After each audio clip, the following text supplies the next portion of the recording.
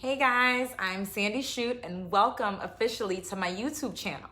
I'm so excited to finally launch this channel because this is something that's been on my heart to do for such a long time. You see, in the past few years, I've been on a journey of self-discovery that has led me to uncover part of my purpose, which is helping people do the necessary work to transform into the best version of themselves. Now, in order to do so, I needed to create a platform where I can equip people with the right tools and lessons to navigate through the challenges in life and really uncover that greatness that we all have within us. So that's how this channel was born. Now, before we continue, I believe it's imperative for me to set my intentions for this channel, which is to provide a space where we can hold courageous conversations that stir up your soul, to create a tribe that serves as a mirror to constantly remind you of your power and your brilliance. I want this to be that place where you come to catch your breath again and hit that reset button as many times as you need to. This channel is for people that are committed to radically transforming their lives and disrupting every form of mediocrity and complacency. Now, what this channel is not is a platform for negativity, excuses, or any pessimistic views. So if that's where you are in life and that's where you're choosing to stay, emphasis on choosing, then this is not the channel for you. However, if you do decide to embark on this journey with me, my commitment to you is that I will serve you from a place of truth, authenticity, and vulnerability, which means this channel won't be perfect, but it will be a place that nurtures your growth and development. And I hope that even in my imperfection, you will choose to embark on this journey with me so we can transform our lives together. So now that we know why we're here, let's jump into today's topic. Today, I want to talk to you guys about one of the concepts that has made the biggest difference in my self-development journey, which is changing the relationship you have with fear. No matter who you are, at some point or another, everyone encounters some sort of fear. Now, I'm not talking about the intuitive fear that keeps you out of implicit danger or stops you from jumping off a 20-story building with no parachute. No, I'm talking about the limiting fears that we create in our minds that do not serve us when we attempt to do something new or challenging. Because for most of us, when we do face this kind of fear, we either never talk about it, or when we do, we present it as a valid reason to stop us from doing something. We just allow our fears to paralyze us and stop us from taking action. So today, I want us to expose fear for the nothingness that it really is and finally change that relationship that we have with fear. So guys, as we're going through this, it's really important that you write down these notes so that you can refer back to them at a later time when you are facing any of these challenges. So the first step in changing your relationship with fear is to put it under a microscope and understand what fear is. So fear is a made-up story that we're telling ourselves about a potential negative outcome in the future. I once saw an acronym that said, the word fear stands for false evidence appearing real. So for example, if I get in this relationship, I'll get hurt. Or if I start this business, it'll fail. Now, if we just take a moment and dissect these statements, there is a possibility that the outcome can go either way. Yes, you can get hurt in that relationship, but there's a possibility that you won't. Or yes, your business may fail, but there is a possibility that it won't. But as humans, we've been programmed to only focus on that potential negative outcome and internalize that as our truth with no real evidence that it will actually happen. You see, we're literally creating our own fears in our minds because we only choose to focus on the negative potential outcome and completely disregard the fact that there is a potential positive one. This was so empowering to me when I first discovered this because I started understanding that there are always two sides to this fear story that we tell ourselves. And if fear is a story that I'm telling myself, then I surely have the power to change that narrative from a negative one to a positive one. Guys, this was game-changing for me. Think about it. Have you ever been so afraid to do something because of how you thought people would react? And then you finally get the courage to do it and you realize that it turned out better than you expected, or no one really cared? I'm reminded of a quote from Seneca that says, "We suffer more often in imagination than in reality." And this is so true because we always make up these elaborate stories about everything that can go wrong, when most of the time, none of that actually happens. See, your fears are created by the thoughts in your mind. So if you can merely shift your thoughts from a negative outcome to a positive one, you can really start minimizing your fears. So the second thing that I want you guys to write down is that fear is one of your biggest indicators. Fear is very telling and always reminds us that we're human and we're wired for survival. But besides just equipping us for survival, your fears always tell you when you need to go out and do something or get more information in order for you to feel more confident in that thing that you're battling with. So if you're afraid of getting hurt in a relationship, maybe your fear is telling you to slow down and learn more about the person that you're getting into a relationship with. Or if you're worried about your business failing, maybe it's telling you to go out and get more information or training in that industry or in that field to make sure that you feel more confident about it. Your fear is always trying to tell you something, but most of the time we're not actually listening and looking into what fear is telling us. So for over 20 years, I was terrified of water. I mean, it didn't matter if it was a kiddie pool, a pond, or even just sitting on a floaty. I would literally have an anxiety attack because I thought I would drown. When I finally learned this concept of fear being our biggest indicator, I stopped for a moment and started dissecting my fears and realized it was just telling me I need to learn how to swim. So I went out, I got swimming lessons, and even though my instructor's probably still traumatized from me freaking out the entire time, nonetheless, I did it.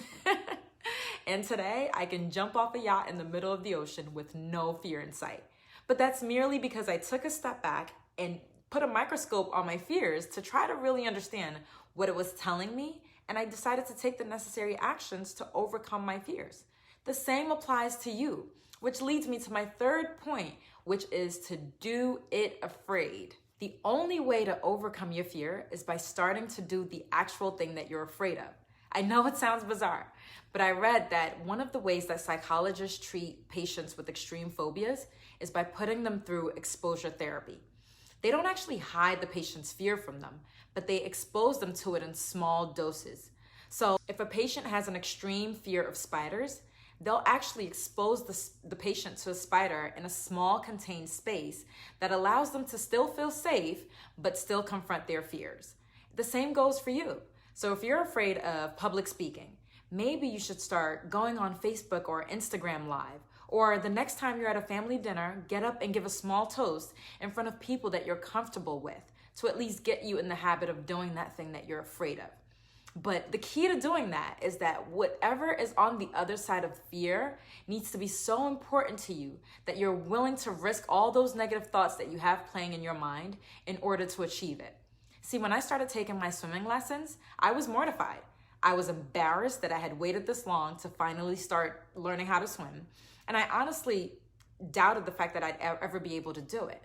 But what kept me going and what pushed me to at least try was the sadness that I felt when I'd be on vacation with my husband and I'd be missing out on all these incredible experiences with him because of my fear of water. You see, I got tired of sitting on the sidelines and watching everybody else play full out while I was sitting there crippled by my fears. So I decided to do it afraid. Think of the people that you really admire that are playing big in the world. Do you think they don't have any fears? Of course they do. But the difference between them and others is that they refuse to allow their fears to stop them because their why is big enough.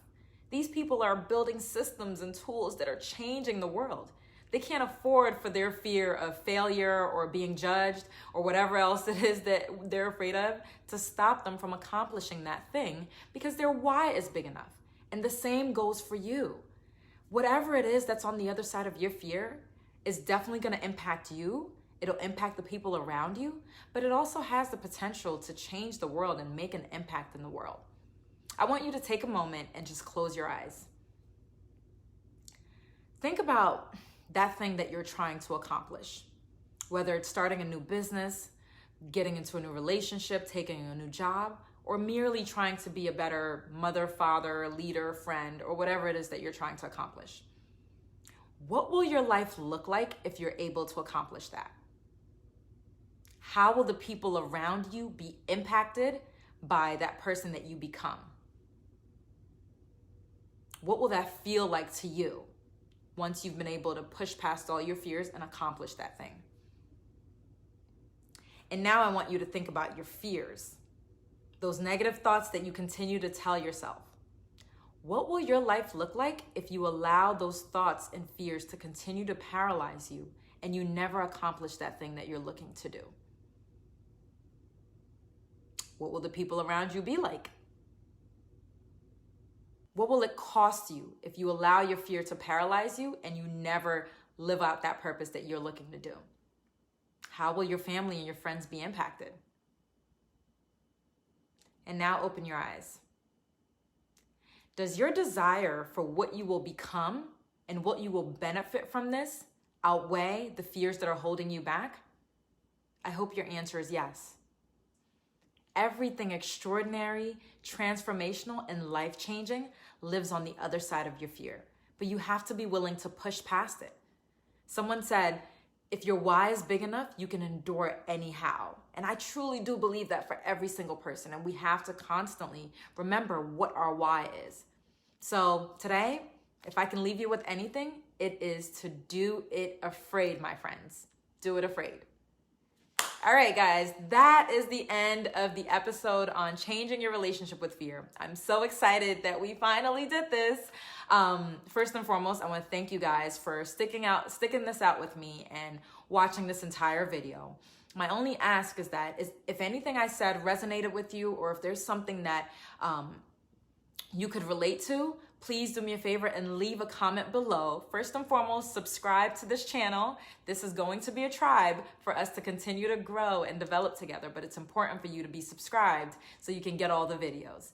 Now, if anything did resonate with you, or if you know anyone else who is battling something of this sort and that you feel this message can help, please, please, please share that message with them. It's important for us to be accountability partners as we evolve and as we go through our growth and self-development journeys. So please share this with anybody that can benefit from it. Please leave your comments below. Let me know how you felt. Let me know, anything that stuck out to you and anything else that you guys want to hear about. This is going to be a collaborative effort, guys. This is not a one-way dialogue, or this is literally a collaboration between you guys and me, and we will continue to build this tribe together.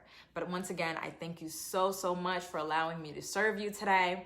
Thank you for spending your time with me, and please continue to leave your comments and let me know how you feel about this. And we will continue to build this tribe together. So thank you again. I am your sister in this transformational journey that we're on. And I hope you all have a blessed and wonderful day. Thanks, guys. Take care.